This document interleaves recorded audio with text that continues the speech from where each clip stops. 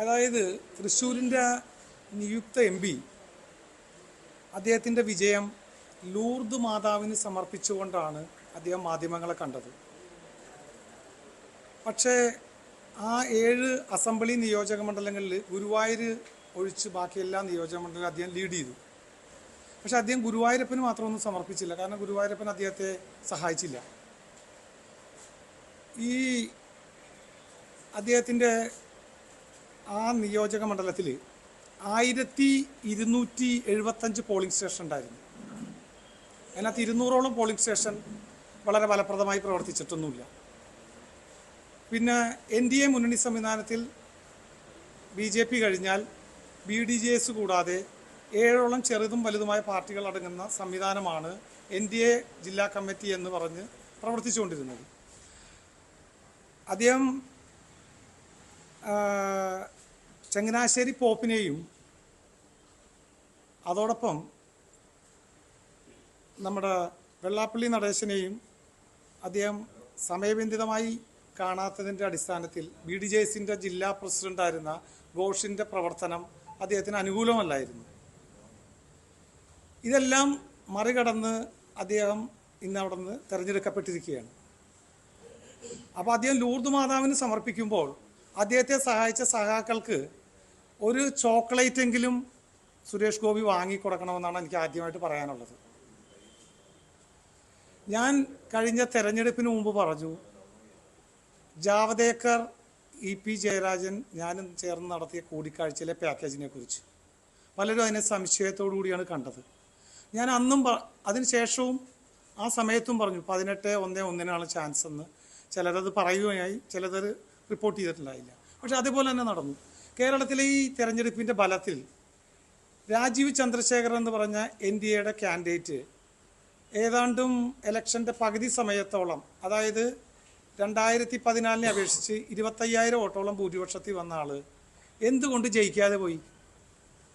നീക്കുപോക്കുകളുണ്ടായിരുന്നില്ല.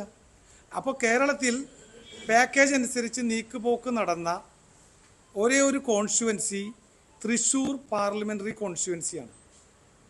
അതുകൊണ്ടാണ് ഞാൻ വീണ്ടും പറയുന്നത്, ലൂർദ് മാതാവിനോടൊപ്പം സഖാക്കൾക്ക് കൂടി അദ്ദേഹം ഈ വിജയം സമർപ്പിക്കണം. മറ്റൊരു കാര്യം പറയാനുള്ളത്, ഞങ്ങളുടെ ജാവദേക്കർ EP ജയരാജൻ കൂടിക്കാഴ്ചയിൽ അന്ന് എത്തിപ്പെട്ട തീരുമാനങ്ങൾ വീണ്ടും NDAക്ക് NDA അധികാരത്തിൽ വന്നാൽ SNC ലാവ്ലിൻ കേസ് പിൻവലിക്കപ്പെടും. അതോടൊപ്പം ഗവൺമെൻറ്റുമായി, അതായത് മുഖ്യമന്ത്രിയും അദ്ദേഹത്തിൻ്റെ കുടുംബവുമായി ബന്ധപ്പെട്ടിരിക്കുന്ന കേസുകളുടെ കാഠിന്യം കുറയ്ക്കപ്പെടും. കൂടാതെ അന്ന് അദ്ദേഹം ജാവദേക്കർ പറഞ്ഞത് 26 ലക്ഷ്യമാക്കി നമുക്ക് നീങ്ങണം. മുസ്ലിം ലീഗും അന്ന് അദ്ദേഹം പറഞ്ഞ ചില കാര്യങ്ങൾ ഞാൻ അന്ന് പ്രതിപാദിച്ചില്ലെങ്കിലും കേരള കോൺഗ്രസും മുസ്ലിം ലീഗും ഇല്ലാത്ത ഒരു സമീപനത്തിൻ്റെ ഭാഗമായി LDFന് എളുപ്പത്തിൽ 3ാം ഭരണം കാഴ്ചവെക്കാനുള്ള അവസരം NDA 24 വന്നാൽ നടപ്പിലാക്കുമെന്നൊരു പാക്കേജ് അന്ന് ഞാൻ പറഞ്ഞിരുന്നു. ഞാനത് സൂചിപ്പിച്ചില്ല, കാരണം 24 കയ്യാലപ്പുറത്തെ തേങ്ങയായിരിക്കുമെന്ന് ഞാൻ പറഞ്ഞു.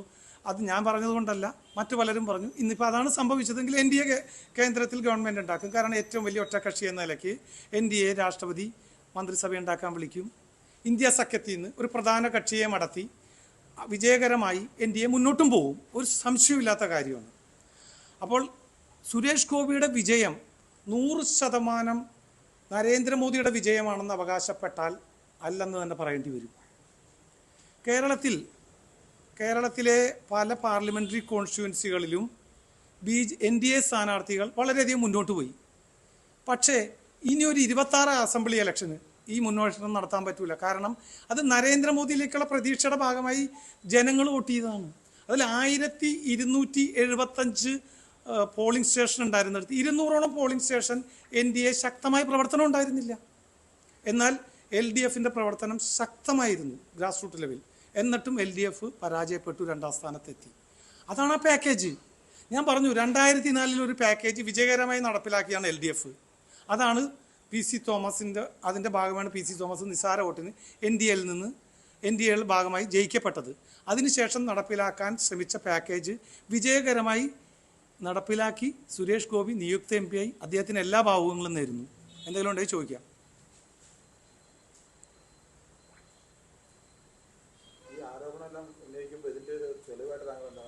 ഞാൻ ചോദിക്കട്ടെ, ഇ പി ജയരാജൻ ജാവദേക്കർ കൂടിക്കാഴ്ചയ്ക്ക് തെളിവിൻ്റെ ആവശ്യമൊന്നുമില്ലല്ലോ. ആ കൂടിക്കാഴ്ചയിൽ നടന്ന പാക്കേജ് എന്താണെന്ന് ഞാൻ പറഞ്ഞല്ലോ. നിഷേധിച്ചിട്ടുണ്ടോ? ഇ പി ജയരാജൻ നിഷേധിച്ചു, ജാവദേക്കർ നിഷേധിച്ചു.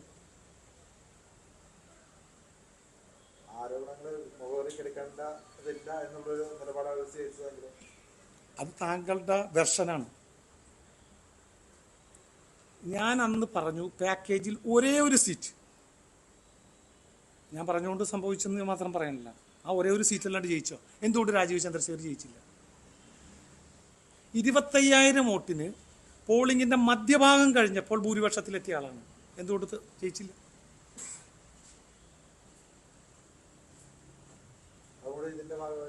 ഞാൻ ചോദിച്ചത് എന്തുകൊണ്ട് രാജീവ് ചന്ദ്രശേഖർ ജയിച്ചില്ല? 2014 പാറ്റേൺ 16,000 ഉള്ളൂ ഈ സമയങ്ങളിൽ ഭൂരിപക്ഷം. ഇന്ന് 25,000 ഭൂരിപക്ഷം കഴിഞ്ഞ് രാജീവ് ചന്ദ്രശേഖർ പുറകോട്ട് പോയി, ഒരേ ഒരു സീറ്റേ ജയിച്ചുള്ളൂ. ആ മുഴുവൻ സീറ്റും ജയിച്ചതിൻ്റെ ഉത്തരവാദിത്വം ഈ പാക്കേജാണെന്ന് ഞാൻ പറയുന്നില്ല. കാരണം 50,000-ഓളം വോട്ട് അവരവിടെ ചേർത്തിരുന്നു. BJP ഉണ്ണികൃഷ്ണൻ എന്ന് പറഞ്ഞ പ്രഭാരിയുടെ നേതൃത്വത്തിൽ ശക്തമായ പ്രവർത്തനം അവർ നടത്തിയിരുന്നു. പക്ഷെ 1275 പോളിംഗ് സ്റ്റേഷനിൽ 200 പോളിംഗ് സ്റ്റേഷനിൽ വർക്ക് നടന്നില്ല. ചങ്ങനാശ്ശേരി പോപ്പിനെ കണ്ടതോടൊപ്പം വെള്ളാപ്പള്ളി നടേശനുമായുള്ള ചെറിയ അഭിപ്രായ വ്യത്യാസത്തിൻ്റെ പേരിൽ BDJസിൻ്റെ ജില്ലാ പ്രസിഡന്റ് പ്രവർത്തനം സുരേഷ് ഗോപിക്ക് അനുകൂലമല്ലായിരുന്നു. കാരണം ആ നിയോജക മണ്ഡലത്തിൽ ശക്തമായി വിലയിരുത്തിയ കൊണ്ടാണ് ഞാനീ പറയണത്. എന്നിട്ടും അദ്ദേഹം കടന്നുകൂടി. ഇല്ലെന്ന് നോക്കട്ടെ, അന്വേഷിക്കട്ടെ. അതെ, എങ്ങനെ മനസ്സിലായില്ല? ഒന്നുകൂടി പറഞ്ഞു.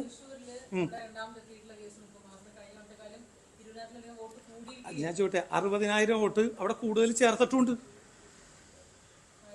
60,000 വോട്ട് പുതിയതായി ഫൈനൽ ലിസ്റ്റിൽ വന്നപ്പോൾ 60,000 വോട്ട് എക്സ്ട്രാ ചേർത്തിട്ടുണ്ട്.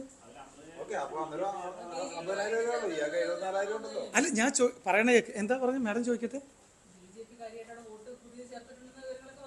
ശരി, ഉണ്ട്. ഞാൻ ചോദിക്കട്ടെ, LDFന്റെ പാക്കേജ് എന്തായിരുന്നു? LDFന്റെ പ്രവർത്തനം എന്തായിരുന്നു? LDFന്റെ ഓരോ ആളുകളും എങ്ങനെയാണ് സഹായിച്ചെന്നുള്ളത് അടുത്ത 2 ദിവസത്തിനുള്ളിൽ വ്യക്തമായ വീഡിയോ സഹിതം പുറത്തേക്ക് വരും. അല്ല, പുകമറയല്ലല്ലോ ഞാൻ പുകമറയല്ലല്ലോ പറഞ്ഞത്. ഞാൻ എന്താ പറഞ്ഞത്? കേരളത്തിൽ ജാവദേക്കർ ജയരാജൻ കൂടിക്കാഴ്ചയുടെ പാക്കേജ് തൃശ്ശൂരായിരുന്നു. ഞാൻ ചോദിക്കട്ടെ, UDFന്ന് വോട്ട് പോയില്ലെന്നോ ആ തർക്കമല്ലല്ലോ ഞാൻ പറഞ്ഞത്. അടിസ്ഥാനമില്ലെന്ന് എങ്ങനെ നിങ്ങൾ പറയാൻ കഴിയും? ഞാൻ ചോദിക്കട്ടെ, ഞാൻ ഇപ്പം ഈ പറഞ്ഞ എന്താണ്? ഈ പറഞ്ഞ യുക്തി എന്താണെന്ന് നിങ്ങൾ ഇതിനു മുമ്പും എൻ്റെ അടുത്ത് ഞാൻ ഈ പാക്കേജിനെ കുറിച്ച് പറഞ്ഞപ്പോൾ അതിൻ്റെ യുക്തിയെക്കുറിച്ച് ചോദിച്ചു. ആ പാക്കേജിൻ്റെ യുക്തി എന്താണെന്ന് നിങ്ങൾ എന്നോട് ചോദിച്ച ആളാണ്. ഞാൻ പറഞ്ഞു ഇങ്ങനെ ഒരു പാക്കേജ് നടന്നു. ആ പാക്കേജിൻ്റെ ഭാഗമായി ശരി, LDFന്റെ വോട്ട് കുറഞ്ഞിട്ടില്ല. പക്ഷേ LDFന്റെ വോട്ട് കുറയാത്തത് കൊണ്ട് മാത്രമാണോ സുരേഷ് ഗോപിക്ക് അതിൻ്റെ ഗുണം കിട്ടിയിട്ടില്ലെന്നാണോ നിങ്ങൾ പറയുന്നത്? ശരി, ഞാൻ ചോട്ടെ, UDFന്റെ വോട്ട് പോയി. അവിടെ എന്താണ് സുരേഷ് ഗോപിക്ക് കിട്ടിയ ഗുണത്തിന്റെ ഒരു കാരണം എന്നുള്ളത് ചേർത്തിട്ടുണ്ട്. കൂടി. നിങ്ങൾ എന്താണ് ഉദ്ദേശിക്കണമെന്ന് ചോദ്യം പറഞ്ഞാൽ കൃത്യമായിട്ട് മറുപടി പറഞ്ഞുതരാം. ഞാൻ ഡീലെന്നല്ല പറഞ്ഞത്, ഞാൻ പറഞ്ഞത് പാക്കേജ് ഉണ്ടായിരുന്നു. അടിസ്ഥാനപരമായി എന്തായിരുന്നു പാക്കേജ്? ഒരു മിനിറ്റ് പറയട്ടെ മാഡം, പറയാൻ സമ്മതിക്ക്. അതായത് പ്രവർത്തന രംഗത്ത് കടിപ്പ്, അതായത് LDFന്റെ പ്രവർത്തന രംഗം വിലയിരുത്തുമ്പോൾ അതിൻ്റെ ശക്തയുക്തമായ പ്രവർത്തന രംഗം LDFന്റെ ഭാഗത്തുനിന്ന് ഉണ്ടായിട്ടില്ലെന്നുള്ള ഡിസ്കഷനിലേക്ക് വരികയാണ്. വിത്തിൻ 2 ദിവസത്തിനുള്ളിൽ, എനിക്കിപ്പോൾ ഞാനൊരു പ്രത്യേക സ്ഥലത്തു നിന്ന് വന്നുകൊണ്ടാണ്, 2 ദിവസത്തിനുള്ളിൽ നമുക്ക് അന്നത്തെ പോലെ തന്നെ വീണ്ടും കണ്ടുമുട്ടുമ്പോൾ എന്താണ് അവിടെ നടന്നിരിക്കുന്ന നീക്കുപോക്കെന്ന് രേഖസഹിതം തരാം. ഞാനിപ്പോൾ നേരെ ചെന്നൈയിൽ നിന്ന് വന്ന് നിങ്ങളുടെ മുമ്പിലേക്ക് ലേറ്റ് ആയതുകൊണ്ട് വന്നുകൊണ്ടാണ്. എന്താണ് ചിരിക്കണത്? ചിരിക്കേണ്ട കാര്യം പറയും. എങ്ങനെ? അല്ല, ഞാൻ പറഞ്ഞത് അങ്ങനെ, ഞാൻ കാണാൻ തീരുമാനിച്ചതല്ല. ഞാനല്ല കാണാൻ തീരുമാനിച്ച. എന്നെ നിങ്ങളുടെ ജോഷി കുര്യനാണ് വിളിച്ചു ചോദിച്ചത് എന്തെങ്കിലും ഈ കാര്യത്തിൽ അടിസ്ഥാനപരമായി പറയാനുണ്ടോ. ഞാൻ പറയും എന്ന് പറയാൻ ചോദിച്ചപ്പോൾ ഞാൻ പറഞ്ഞു ശരി, ഞാൻ വരുന്നുണ്ട് കൊച്ചിയിൽ. അല്ലല്ല, എന്നെ വേറെ കാര്യത്തിന് വിളിച്ചപ്പോൾ തിരിച്ചു വിളിച്ചാണ് അദ്ദേഹത്തിന്റെ മിസ് കോള് കണ്ട്. മനസ്സിലായോ? ഒരാൾ ചോദിക്കും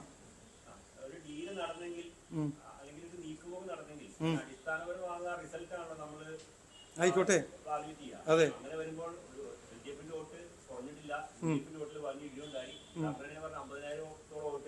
50,000-ഓളം വോട്ട് ചേർത്തു എന്നാണ് ഞാൻ പറഞ്ഞത്. അത് ഞാൻ പറഞ്ഞല്ല, BJP നേതൃത്വം 50,000-ഓളം വോട്ട് ചേർത്തു. ഞാൻ ചോട്ടെ, ഈ വോട്ട് ചോർച്ച മാത്രമാണോ ഡീല്? ഞാൻ പറഞ്ഞു കേട്ടില്ലേ, 2026 മൂന്നാം LDF-നെ അതായത് 2 LDF ഗവൺമെന്റുകളായി. മൂന്നാം LDF ഗവൺമെന്റ് ഞാൻ അന്ന് പറഞ്ഞില്ലെങ്കിൽ പൂർണ്ണമാക്കിയില്ലെങ്കിൽ പറയാം, വീണ്ടും പറയാം. അന്നത്തെ പാക്കേജ് എന്താണ്? ഞങ്ങൾ NDA ഗവൺമെന്റ് 24 തിരിച്ചു വന്നാൽ 26 LDF-ന് തിരിച്ചു വരാനുള്ള സാഹചര്യം ഒരുക്കും. അത് പറഞ്ഞാണ് ജാവദേക്കർ. അപ്പം ഞാൻ ചോദിച്ചു, 24 തിരിച്ചു വന്നില്ലെങ്കിൽ എന്ത് ചെയ്യും? വരും എന്ന് പറയും. ഇപ്പം 24 അവർ തിരിച്ചു വരില്ലേ? ഇപ്പം ശനിയാഴ്ച നരേന്ദ്രമോദിയുടെ മന്ത്രിസഭ വരികയാണ്. ആ മന്ത്രിസഭയിലേക്ക് ഇന്ത്യ മുന്നണിയിലെ ഫലപ്രദമായ കക്ഷിയും കൂട്ടി അവർ വീണ്ടും ഭരിക്കാൻ പോവുകയാണ്. ഒരു സംശയമില്ല. ആ ഭരണം വരുമ്പോൾ 26 ഒരു മിനിറ്റ് പറയട്ടെ, ചോദിക്കും. ഒരു സ്പെക്കുലേഷനും ഇല്ല. ഇനി എന്ത് കണക്ക് വേണം നിങ്ങൾക്ക്? 2019 വലിയ തോതിൽ UDF തരംഗമുണ്ടായി കേരളത്തിൽ. ഒരാൾ പറയട്ടെ. ആ ഘട്ടത്തിൽ CPM പിടിച്ചിരുന്ന വോട്ട്, CPM അല്ലെങ്കിൽ LDF പിടിച്ചിരുന്ന വോട്ട്, ആ വോട്ട് ഷെയറിനേക്കാളും 20,000 വോട്ടോളം ഇത്തവണ കൂടുതൽ പിടിച്ചിരിക്കുന്നു. ഇത്തവണയും അതേ സെയിം UDF തരംഗം തന്നെ സംസ്ഥാനത്ത് നിലനിൽക്കുന്നു. എന്നിട്ട് UDF-ന്റെ വോട്ടുകളാണ് മൊത്തം പോയിരിക്കുന്നത്. അപ്പം ഈ വരുന്ന ഫിഗേഴ്സ് എങ്ങനെ നിങ്ങൾ ടാലി ചെയ്യുന്ന? ഞാൻ ഫിഗേഴ്സ് വെച്ചല്ല പറയുന്നത്, നിങ്ങളൊന്ന് പറയണം, ശ്രദ്ധിച്ച് ഒരു മിനിറ്റ്. ഞാൻ ചോദിക്കട്ടെ, സുരേഷ് ഗോപിക്ക് അനുകൂലമായി ഈ 200-ഓളം പോളിംഗ് സ്റ്റേഷനിൽ കൃത്യമായി BJP നേതൃത്വം നീങ്ങാഞ്ഞിട്ടും സുരേഷ് ഗോപിക്ക് ഈ വോട്ട് കിട്ടിയത് BJP മാത്രം NDAയുടെ സപ്പോർട്ട് കൊണ്ടല്ലല്ലോ. എന്തുകൊണ്ട്?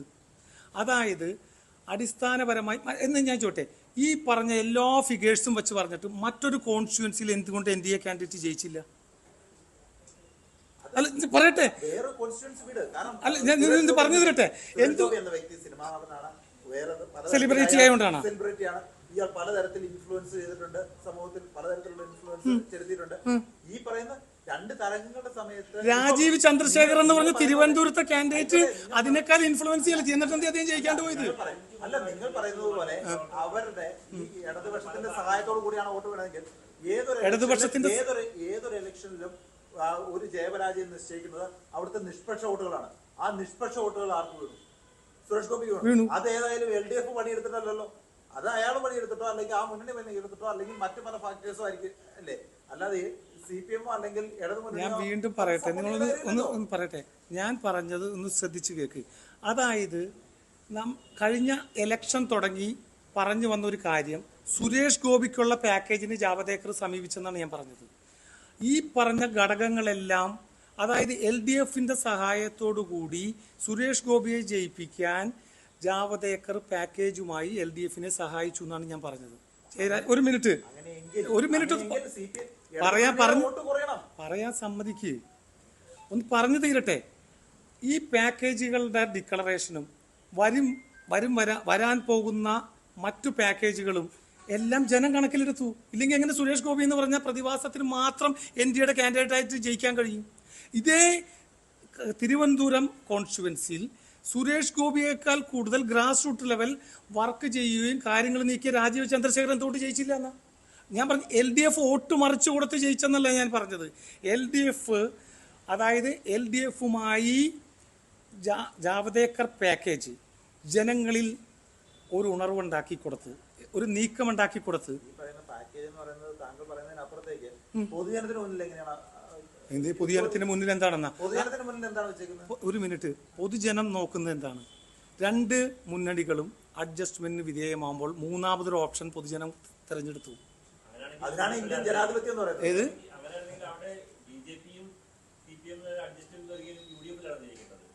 എങ്ങനെ BJP-യും? ഞാൻ പറഞ്ഞ കേക്ക് ഞാൻ പറഞ്ഞ അഡ്ജസ്റ്റ്മെന്റ് എന്നല്ല പറയുന്നത്. നിങ്ങൾ ഞാൻ അഡ്ജസ്റ്റ്മെന്റ് എന്ന് പറഞ്ഞോ? ഞാൻ അങ്ങനെ ഒരു വേർഡ് ഉപയോഗിച്ചിട്ടില്ല.